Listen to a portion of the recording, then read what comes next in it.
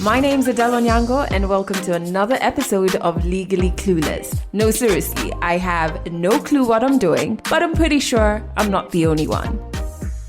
Welcome to the 2023 episode, aka episode 250.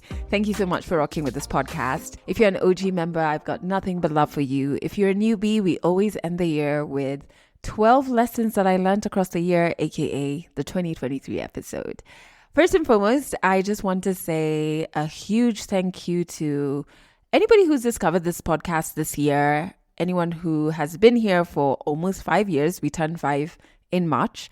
And a special thank you to those that I've met. I was in Diani, which is in Kenya, the past 2 days. And I met so many people who I assumed knew me from my radio days, but they were speaking about the podcast and how much they've connected with things on here. So I appreciate you even sharing that with me when you meet me, because it helps me know what we're doing here is pretty impactful. And I know it's also a vulnerable moment when you're sharing your lived experience and how this podcast helped you meet that. So I don't take it lightly when you share. So basically, a huge thank you for the love that you've sent my way this year. So the 12 lessons, I have been thinking about them from quarter 3 into quarter 4, just because I've not been in a space where I'm learning many lessons. No, I think I'm in a more intuitive, silent space, so I'm able to see and identify the lessons. And so sometimes I'll jot something down or I'll record it just so that at the end of the year, I can share that lesson with you. So number 1 happened a few weeks, maybe like a month and a half ago. I was at a school here in Kenya and I was going to give a talk to the kids. And when we were done, as we were heading out, I don't know what I was waiting for. Can't even remember why I was waiting at the front. And the reception area has this super high ceilings. It's a huge, beautiful campus. It's Brook House in Runda. There was, on the wall I was standing next to, this wonderful art piece. And I was looking at it closely and just like angling my head up to see it. And I was standing at the foot of it, very close to the wall. And I could see it had little metal shards stuck onto the wall that looked so beautiful. There was a bit of paint on some of the metal shards. There was some string along the border, but I couldn't quite make out what the art piece was. So I had to step back again, step back, move farther away from the wall. And then I could see it. It was a beautiful collage-like art piece showing various elements of Kenya. So from sunsets to some wildlife. I think of Kenya, I may have just decided. But it was beautiful nonetheless. And at the time that I was in that moment, I was also trying to make sense of one of my relationships. In the day-to-day of the relationship, there were beautiful days, but there were also very confusing days. And I felt like I didn't know the way forward in that particular relationship. I couldn't see it. But ultimately, what that movement of moving back and farther away from the art piece to see it clearly and to see its beauty, ultimately that process helped me understand something about the relationship I was struggling with. Give the relationship time. Step back from it. Step back from trying to fix and solve and make sense of it, and it'll become clearer. What needs to happen will reveal itself. It will reveal its truth, or it will reveal its beauty. You don't know everything in the present, but don't underestimate the gift that is time. It brings so much clarity. And honestly, that was maybe 2 months ago. And I started to not try and fix and label and force things to make sense in this relationship. I decided to just let it breathe, be in the moment, be okay not knowing. And it has brought me so much clarity in that particular relationship. So that's the first lesson I wanted to share. The second one is on abundance. I, this year, intentionally decided to be creating from abundance, not from lack or scarcity. So when I sit down to create a concept or create things around my business, or even the second business that I have co-founded, I am coming from abundance. I don't allow fear in that space of creation. I don't allow fear of failure, etc. I create with an abundance, not only of skill, time, resources, but in my mind, even when that little voice that's talking about fear of failure comes up, I welcome it because it's met by abundance, where I say, I have an abundance of skill to be able to navigate any challenge that this business might bring, right? The more I approach my money, my business, my whatever it is that I'm creating with an acknowledgement that there is no trauma here, I've found that success or the good always finds me, the thing always grows past even my expectations. So what then I have to do is create from abundance, always be courageous, smart, and then just keep doing the thing that I'm blessed enough to be able to do effortlessly, especially when it comes to creation. So abundance, always use that as your base of creation, whatever it is that you are creating or that you want to attract. The third lesson is one that I've just recently learned and I'm starting to really absorb, and I can feel the effects and the gratitude from my being to myself. I have stopped abandoning my feelings. When you experience something or someone does something that makes you feel hurt or sad, I would jump straight into dismissing the feelings. So I'd be like, no, Adele, you're overreacting. And yes, there were moments I was overreacting, but in the moments I wasn't, what I was actually doing is dismissing my feelings, which means I was abandoning my feelings, abandoning myself. So now I feel everything. I feel it inside. I feel it as it travels across my physical body. I can feel where it sits. If you hurt me, I can feel it in my chest area. If I'm anxious or conflicted, I can feel it going through my gut. I feel where that feeling sits and I listen to it. And I think that's the third lesson. Honor your body by listening to when it reacts, because that's how it's speaking to you. So stop abandoning your feelings. Lesson number 4 is, if you can see it, you can achieve it. It sounds so cliche, but the life you visualize, be it the job you want to have, where you want to live, the friends you want to have, the type of love you want, your dreams, your ambitions, visualize them. What color is that house that you want to live in or own? What does that office you want to be working in look like? Focus on this visual every day. Let's say the office you want it to be like with hints of red. Every time you see red, just go back to the visualization of this dream that you have. Focus on it every day, and everything within and without will start working towards achieving it. I have felt this with one dream that I have that I know is very ambitious. I know it's going to take me time, but I'm visualizing it. I even Google pictures of how this thing could possibly look like. And let me tell you what's so crazy. The other day, there's a new restaurant that's opened up in the little town I live in. And I went there to see it just randomly. And I bump into these two guys and we just start having small talk. I end up joining their table and making friends with them. And turns out this dream and goal that I have, one of them is in the process of actualizing and the other is in the same stage as me. And so I learned so much. And so they shared so much wisdom specific to this goal of mine. They shared contacts specific to this goal of mine. They cheered me on because they are on that same path as well. And it's so crazy that just like really focusing on this thing, I feel, what are the odds that I would meet these people who add value to this goal? So if you can see it, you can achieve it. So spend as much time visualizing it, right down to what it looks like, how it's going to feel when you're in that space. What smells are you going to be smelling? You know what I mean? Like really visualize it. The 5th lesson is own your mistakes. We like to own only the good parts of our stories. Now, humans aren't all bad or all good. I mean, there are some strange characters, but those are not the ones we're talking about here. But we're capable of both light and darkness. We're capable to make great things. We're capable of loving, of hurting. When you let other people own your mistakes, and you will make mistakes because you're human, those people will shame you for it endlessly. And they don't have enough context about you to understand what led to that mistake. What work are you doing to reverse the mistake? You know what I mean? To do better. When you let others own your mistake, they will shame you for it endlessly. You own them. You make amends. You forgive yourself. You do better because you're capable of doing better.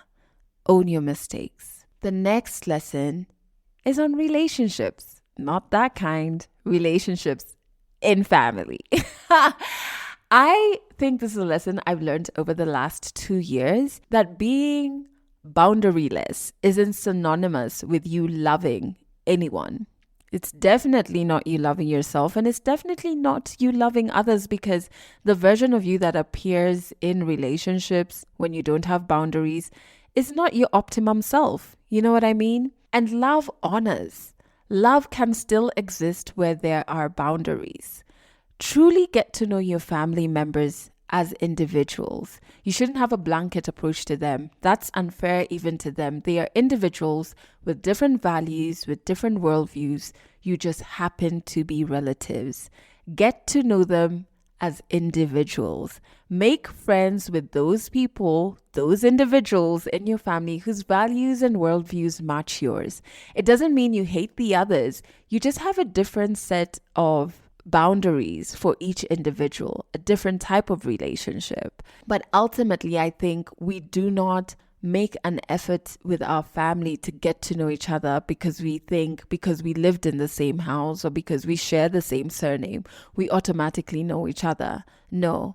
And we also think that having boundaries within family means you don't love your family. No, I don't subscribe to that. I think it means you love yourself, and it means you also value the relationship you have with that individual who's your family member enough to want to arrive in it as your best self.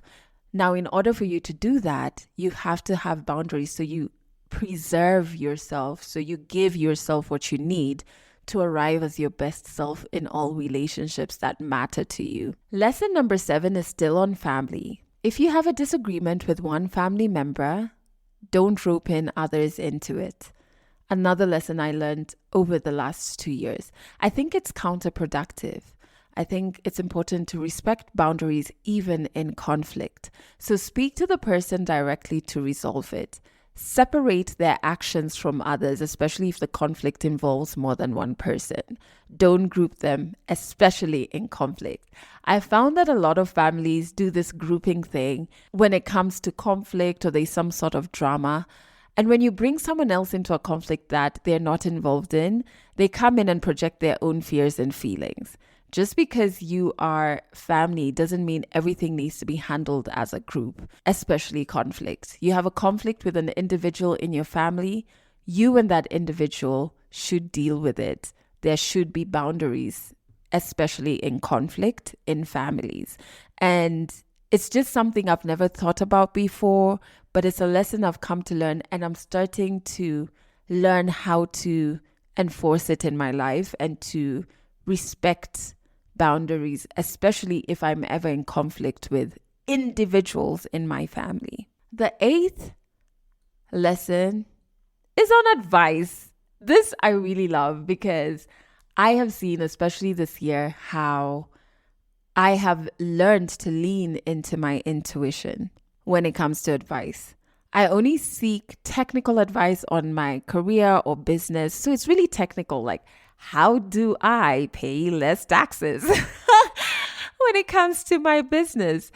Those I can speak to friends who I know who are running businesses as well, who have experience, technical experience on that thing that I need. And maybe I didn't study, or I need some lived experience to come in and give me some technical advice. But when it comes to advice on life, on what I should do in my life, do in terms of the things I want to achieve, as a human, as an individual, as a person. I have fallen deeper in awe with my intuition's wisdom. Oh my goodness.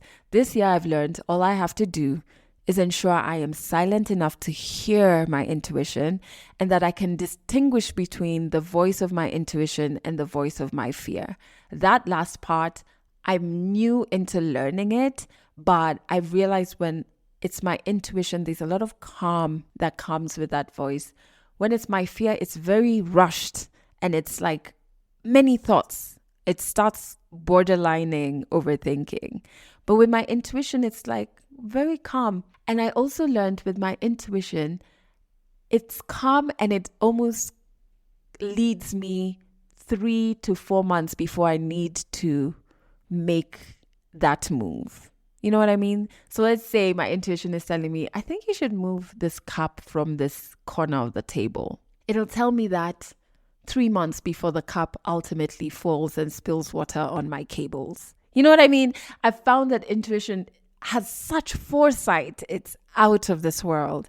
Fear is very reactionary in the moment. It's panicked. It's loud and panicky. But intuition, that voice is normally very still and calm. And if you're not careful, you might not hear it, especially if you're surrounded by tons of noise. I love lesson number 9. Have great sex. Please do.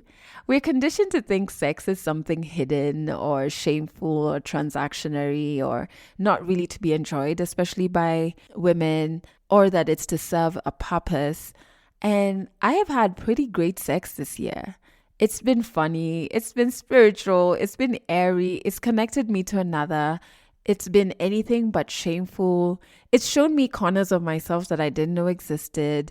I've always said on the podcast that I'm made up of very many women, and one of the women is this seductive, confident woman that I really like. I like that chick a lot, and I really met her through having great sex. And so I think one should never feel shame for experiencing something so beautiful and so spiritual. So don't shame yourself when it comes to sex. Have great sex. I wish that for you. Okay, we're at lesson number 10. Ooh, I love this one as well. As you heal your spirit and mind, please do not forget your physical body. So, across 3 years, I moved from being a high-functioning anxiety person to high-functioning depression and then low-functioning depression a few months ago. And I didn't nab it until my body raised the alarm. Like I didn't nab that change was happening until my body just started breaking down. And I changed my doctor. At the time, I thought I was going through burnout. And I had been working a lot and traveling a lot. So it was easy to round it off to that. And also my previous doctor was really someone helping me with a series of breast lumps that I had. So the focus with that doctor was really that. It was, how do we ensure that your breast health is healthy? But a few months ago, I had, again, what I thought was burnout. I was exhausted, but I wasn't sleeping. I didn't want to leave my bed. I remember coming back from New York and being so out of it that someone close to me had to come do my grocery shopping.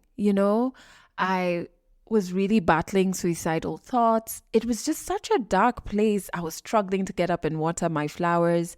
And anybody who knows me knows those are my second borns. My first born are my plants, my house plants. Yeah, so I was just like, what is going on?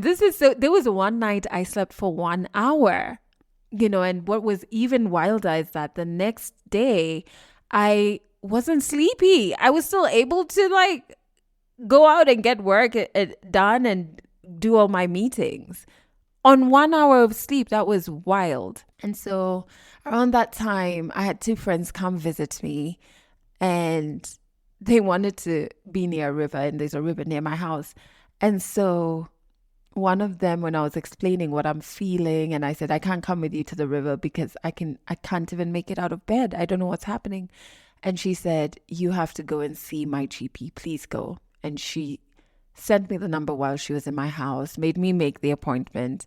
And this GP, her name is Dr. Sally. She's rooted her practice in wellness. So even the screening process felt like I was going to see a therapist. So like when I got there, the forms I had to fill, I had to share my eating, sleep habits, anxiety levels, and that's when I got the low functioning depression diagnosis. We did blood tests, urine tests. We checked what my body was missing. My gut health was terrible, which is very in line with depression. And there were many things my body was lacking, but sleep was on the top of that list. And so I, with her help, started ensuring I was healing my body. We corrected my sleep in like 3 weeks, which was so wonderful.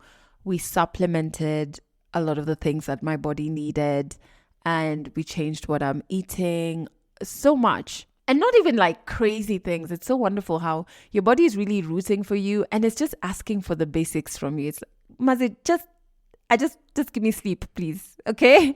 It's just asking for really small basic things for it to serve you better and meet you where you're at. And so I managed to reverse my diagnosis. Can you imagine that? And my body feels so, so powerful. My mind, body, and spirit are moving as one.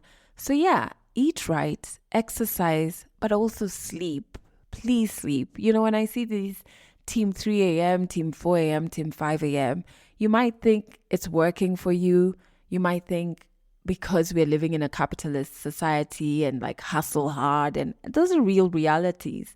You might think you're doing what's right, but you're not doing what's right by your body. You need sleep, and not just any sleep, quality. I think it's called like REM sleep, deep sleep, and hydrates. So as you get your mind right, which we talk a lot about on this podcast, as you get your spirit right, if like me, you have a spiritual routine, that's wonderful.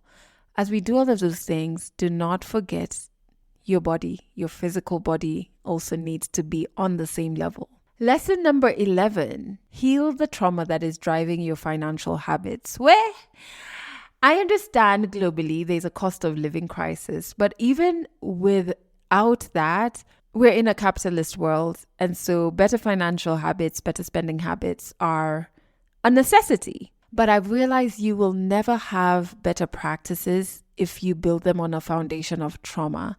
Maybe there's a point where you were living without money when you were younger, like extreme poverty. And so that inflicted a lot of trauma in how you approach money. Maybe money was a tool used to control you.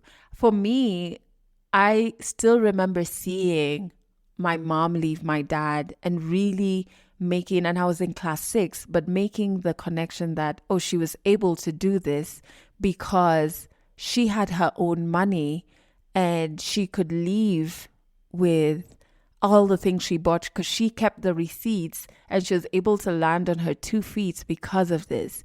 And so my financial trauma meant a couple of things, but I'll share 2. One, it meant in relationships with men, I don't like when a man buys me things or does anything that requires him to financially do something. I immediately feel like, oh my God, this means I can't leave this man, or it means I owe him something. It means there's a power dynamic that has shifted and now he's in control. When I've been blessed enough, even across my dating life, to have been with men who weren't like that, but because of my traumas, that's how I met them. And it would sometimes lead to some very nasty arguments, where you are already judging someone because they've done an action and you've decided it was an ulterior motive driving the action, when sometimes it's just somebody being kind. You know what I mean? It's not that deep, sis. That's one. The other thing is, I was very scared to make any form of investments with my money because I would feel like if it all disappears, if this investment tanks, it means that now I would have to be 100% reliant on this man or on someone else. And that would mean they would be controlling me. And so I'd be like, you know what? I'd rather have this 10,000 bob here than invest it and potentially make 100,000. But what if I lose all the 10,000, what happens? So let me just stay looking at this 10,000 bob. The problem with that is if you decide to just keep this 10,000 bob in a bank account where it's doing nothing, it's the worst thing you can do because its value depreciates. There's an actual economic term for it that I don't know, but 10,000 bob that you deposited in a bank today, a year from now is not worth 10,000 bob. Does that make sense? And so it's in your best interest to put it somewhere where it's going to work for you. It's going to earn interest, or like it's going to increase. Let your money work for you. But there's no way I could reach that thinking without healing the financial trauma that I was meeting money with. And so doing that work has really helped me. It's helped me make great investments that I never imagined I would be the person making. It's helped me struggle less with savings. Oh my goodness. It's really, because I'm not saving from, there's joy in saving with me. Before, saving was just like, man, I'm saving because I never ever want to rely on anybody. I never want to, you know what I mean? Somebody to control me. There was a lot of heaviness and angst and pain and trauma I was walking into savings with. So it was not even an enjoyable experience, man. Really was not. But now there is so much light around my saving. I first know exactly what I'm saving for. And the thing I'm saving for is something so beautiful and something that brings me such delight when I visualize it, linking it to the other lesson, that the saving experience is wonderful. Even the points where it's uncomfortable, that you have to make a deposit and you're just like, my goodness, my money is gone. Those are still funny and laughable. It's not heavy. It's not pain. There's so much light around saving for me now that it's become less of a struggle to do.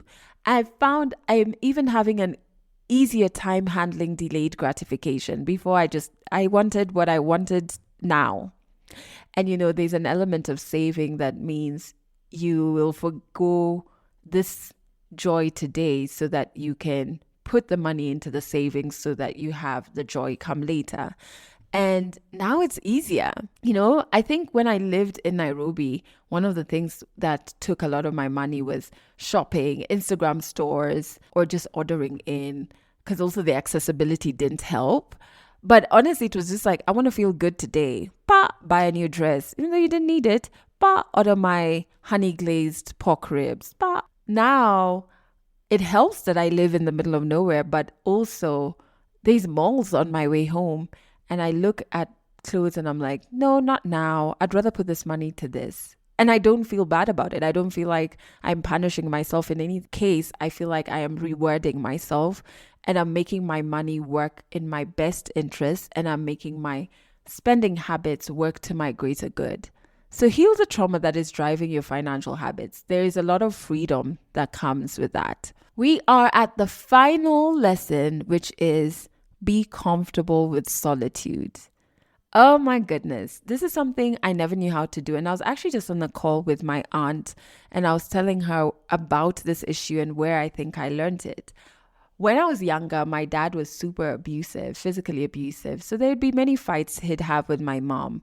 But I quickly realized that whenever we had guests, there was a lower chance of that being a day we would experience a physical fight. I also, because home was so unstable, I loved the moments where we would go out for excursions or like family things. If we're going to visit someone or we've gone to the mall or whatever, when we were just not home, I liked that.